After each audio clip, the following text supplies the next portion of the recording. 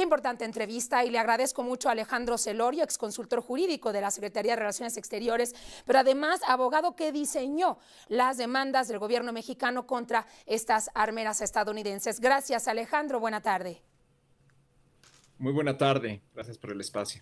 De entrada, como obviamente el abogado que diseña estas denuncias, ¿cómo se siente ante este revés que se da desde Estados Unidos? Pues al litigar un asunto que vale la pena por lo que se está buscando que no entren más armas a nuestro país, que las empresas que fabrican y vendan sean más cuidadosas, pues la apuesta era muy elevada y pues a veces se gana, a veces se pierde. Hay que recordar que la decisión de la Suprema Corte no se refiere a los dichos de México o a la información que ofreció o lo que sucede en territorio mexicano. La Suprema Corte lo que analizó fue la decisión de la Corte de Apelaciones que le había dado razón a México, había validado sus argumentos respecto a la conexión que existe entre la conducta de las empresas que fabrican y venden armas y el daño sufrido en México. ¿Y por qué es relevante resaltar esto? Porque las empresas de armas en los Estados Unidos gozan de una ley de inmunidades y México, en el diseño de esta demanda, había invocado una de las excepciones a esta ley de inmunidades que refiere que si una empresa comete un delito o facilita o participa en la comisión de un delito, de la violación de una ley, esa empresa no puede gozar de inmunidades. El argumento de México, como decía, fue validado por la Corte de Apelaciones al establecer que efectivamente México podía probar que las empresas ayudaban e incitaban de alguna forma el tráfico ilícito de sus armas. Y la Suprema Corte no coincide con la Corte de Apelaciones y establece que la ley de inmunidades es muy clara y para que se pueda recurrir a la excepción tiene que haber una participación activa. A los ojos de la Suprema Corte, lo que dijo México no es suficiente. Debe de existir una relación directa, una participación directa de las empresas demandadas con el tráfico de armas para poder entonces superar la ley de inmunidades. Lo que llama mucho la atención porque, bueno, estamos hablando además de otro país con prohibiciones completamente distintas. Y por otro lado, Alejandro, costó mucho trabajo, pero lo vimos en los testimonios tanto de Marco Rubio, secretario de Gobierno, como el presidente Donald Trump, reconocer que desde Estados Unidos se tiene que hacer un trabajo o apoyar a México evitando que ingresen armas desde su país hacia México. Y me parece que esto es, sobre todo el de Marco Rubio, pues un argumento suficiente para sumarlo a darle seguimiento a esta demanda y no desechar los argumentos que presenta México. Sí, definitivamente, como litigante me habría gustado ver una victoria. Estoy seguro que a los contribuyentes les habría gustado que el esfuerzo y los recursos que se dirigieron para emprender esta acción legal hubieran rendido frutos, pero como decía, es un litigio y hay que reconocer el valor de lo que se hizo. Se litigó en los Estados Unidos, en inglés, en el sistema estadounidense, en sus cortes. ¿Qué se logró o qué se ha logrado hasta ahora? El tráfico de armas no era un delito en los Estados Unidos hasta el 2022. No era un delito el tráfico de armas hasta el 2022. Eso significa que la autoridad estadounidense no podía hacer detenciones o detener un vehículo bajo la presunción que se estaba cometiendo el delito de tráfico de armas. Algo explica por qué casi 200,000 armas entran de manera anual a nuestro país ilícitamente. Cada vez más actores políticos de relevancia, como bien mencionabas, el secretario de Estado, el mismo expresidente Biden, el presidente Trump, reconocen que el tráfico de armas estadounidenses se empoderan al crimen organizado en nuestro país. Entonces, a la par de los esfuerzos legales, sí, a veces se obtienen victorias de diferentes dimensiones, a veces no, pero sí han logrado otras victorias en términos de la relación bilateral. Y no olvidar que hay una segunda demanda como parte de esta estrategia de litigio diseñada en 2019, que está en curso, está en etapa de producción de evidencia y esperemos que prospere. Y siempre reconocer que este tipo de litigios estratégicos lo que buscan es una victoria en las cortes, pero también tener avances en paralelo en otras áreas, como puede ser la relación bilateral, en la legislación estadounidense y, por supuesto, en la sensibilización de la sociedad de que hoy día cada vez más personas saben que más del 70% de las armas decomisadas en nuestro país fueron fabricadas y vendidas en Estados Unidos. Así es, totalmente, y que se está visibilizando este tema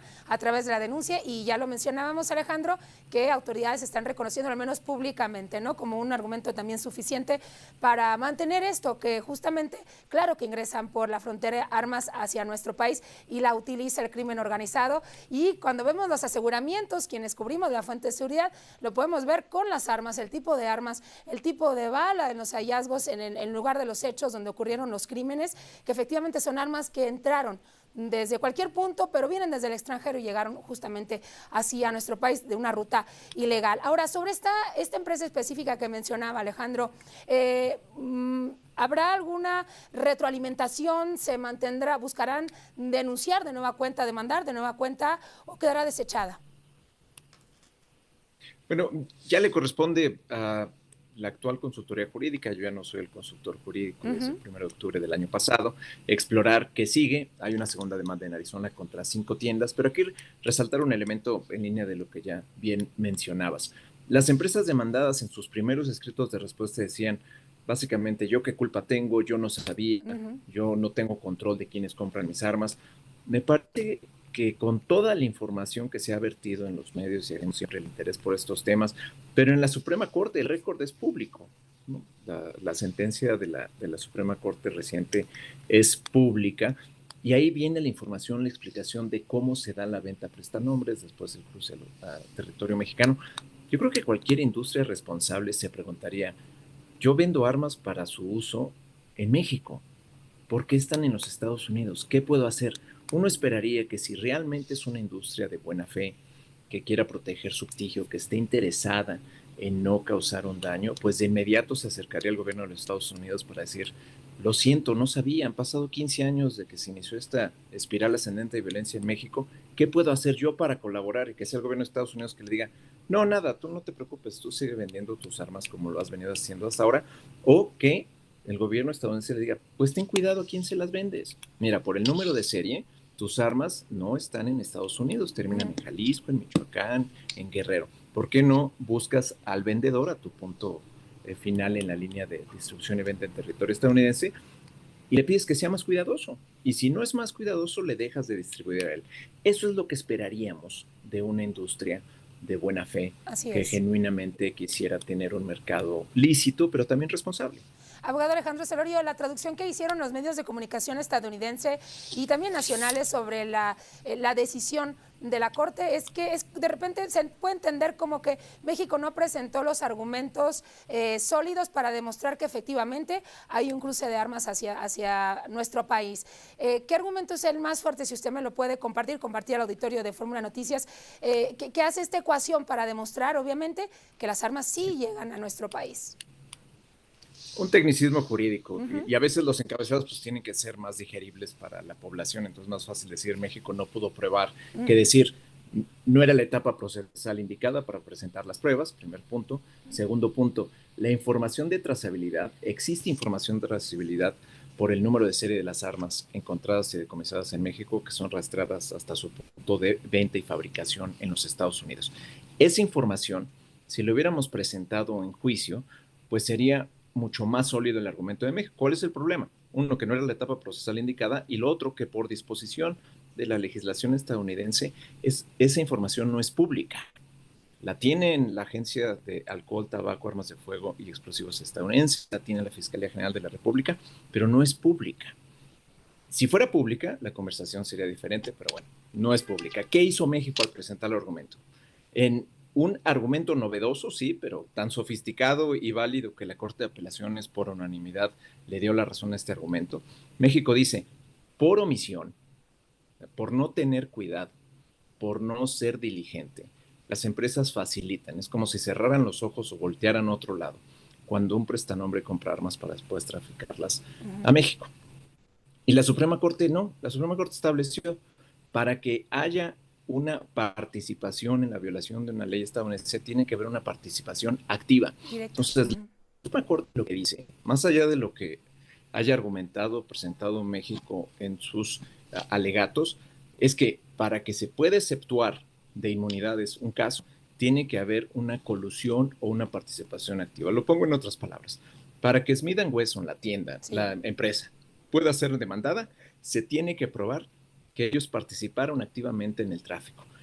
Eso es grave y por eso lo rechaza el gobierno de México. Así Imagino es. todas las personas mexicanas lo tenemos que rechazar. ¿Cómo una empresa abiertamente va a estar facilitando el tráfico? Es tanto como decir que están auxiliando materialmente a una organización designada como terrorista. Así es. ¿Cómo lo hacen?